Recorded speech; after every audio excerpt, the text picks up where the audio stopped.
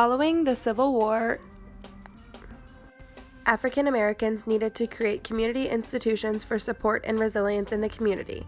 Together, the Black community in Louisville opened and developed many medical, educational, cultural, and recreational facilities, all in hopes of contributing to community education, social welfare, and racial uplift. Public libraries for African Americans were not prevalent in the South until the early 20th century when they were introduced sporadically. The first 4 African American libraries opened in 1905 and soon became common models for these libraries in the South, one being the Western Colored Branch in Louisville, Kentucky, located at 604 South 10th Street. The Western Branch opened in September of 1905 and operated out of 3 rented rooms within a private home. This concept was not unusual for African American organizations. In 1908, the Western Branch became a milestone organization when it was moved into a Carnegie-funded facility, making it the first African American library in the South in a Carnegie-funded building. This establishment marked an entirely new level of achievement by a new group in American history, the emergence of the Black middle class. One prominent feature of this emerging Black middle class was a collaborative effort to create new, beneficial public facilities for racial uplift. A paramount figure in Louisville's Black middle class worked hard to turn Louisville's African American branches into regional models of racial uplift. This was Reverend Thomas Fountain Blue. Thomas Fountain Blue was crucial to the success of the Western Branch.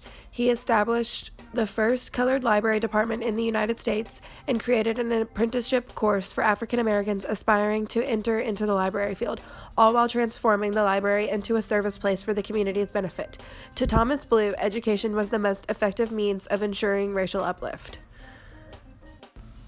The Western Branch provided students with a place to learn, grow, and increase their skills in practical theory, resulting in the racial uplift that the community desired.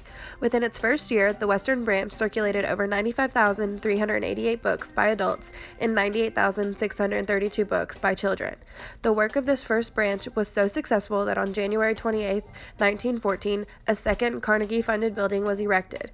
This branch became the Eastern Colored Branch, located in East Louisville. The addition of the second library made Louisville the only southern city to have 2 Carnegie-funded branch buildings for its African American readers.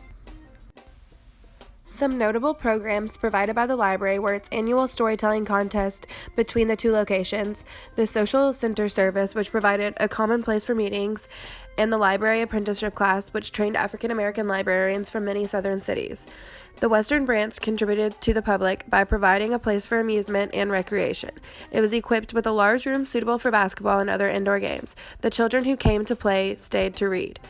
The Louisville Free Public Libraries Community Center contributed to the professional and social uplift of the Black community in Louisville by providing an acceptable meeting place for teachers, doctors, and others, where they could hold conferences and discuss their problems under positive and cultural surroundings.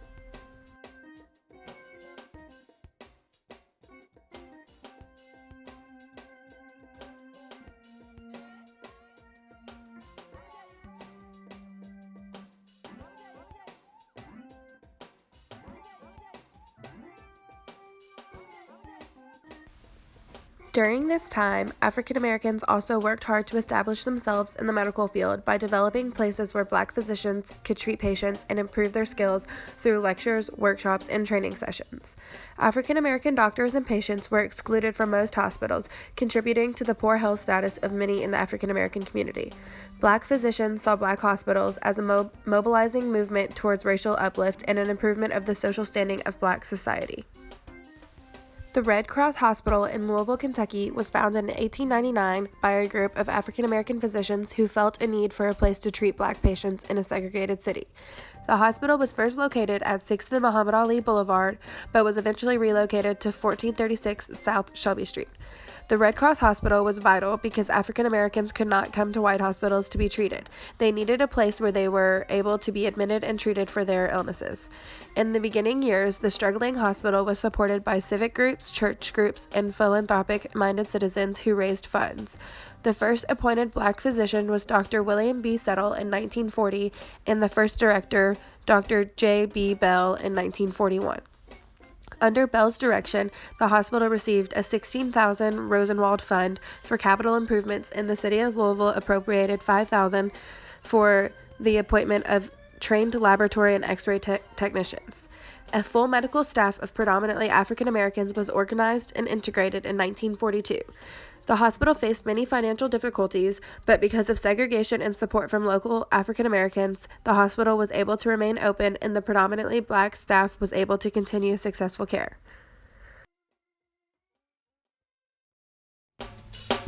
The hospital provided 3 main services to black patients: medicine, surgery, and obstetrics. There were 3 major operating rooms, a cysto room, a minor operating room, and a fracture room. The obstetrical service provided a soundproof labor room, 2 delivery rooms, and 14 obstetrical beds. In 1964, 271 newborns were delivered, including twin and triplet births, and the hospital staff examined and treated over 2,843 patients.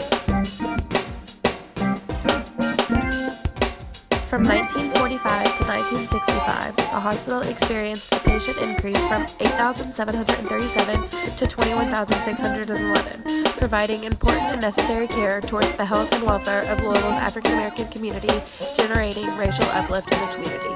Through these organizations, the black community developed places where they could work toward a common goal of the social welfare of African Americans in Kentucky.